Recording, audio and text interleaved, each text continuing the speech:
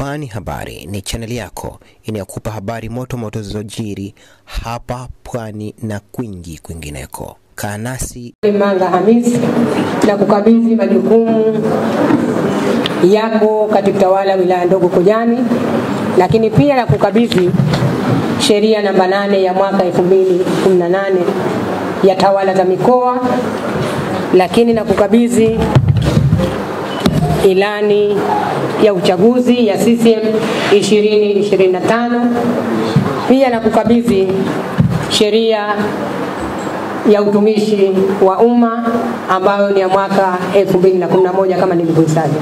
Nakushukuru sana, hongera sana. Nashukuru Mwenyezi Mungu kwa hilo. Pili, nimshukuru Mheshimiwa Rais kwa kuniamini na kuniteua kwa kuweza kumsaidia kazi katika wilaya ndogo ya Kojani. Kwa hii napenda kutoa shukrani zangu za dhati kwa Mheshimiwa Rais kwa imani aliyoonyesha kwangu kwa kuniteua kwa katibu tawala.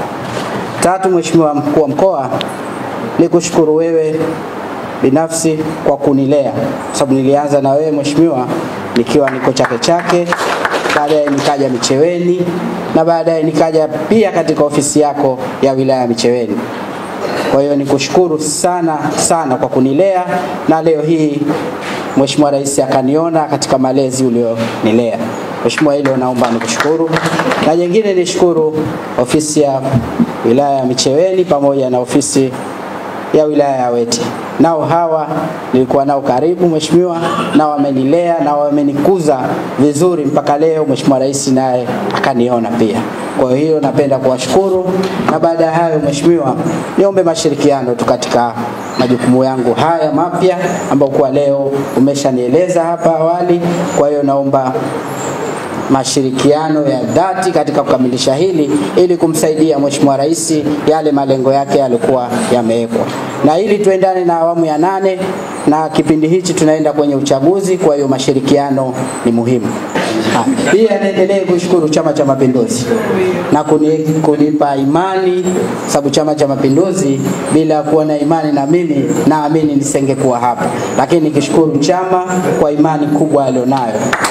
Na mwisho kabisa kwa pekee nishukuru familia yangu kwa kuwa pamoja na mimi kila hatua. Wakati huo nilipoanza kazi tulikuwa tuko pamoja tangu tuko wadogo, na sasa hizi tumeshakuwa watu wazima. Maana leo nimeshakuwa mtu mzima kwa vile shaambiwa hapa sasa naenda kusimamia watu.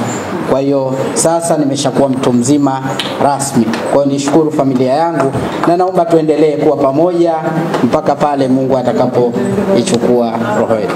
Kwa hiyo baada ya hayo Mheshimiwa, nikushukuru sana na niseme asante sana. Kulike, kushare, kucomment na kusubscribe ili kupata zaidi kutoka hapa Pwani Habari.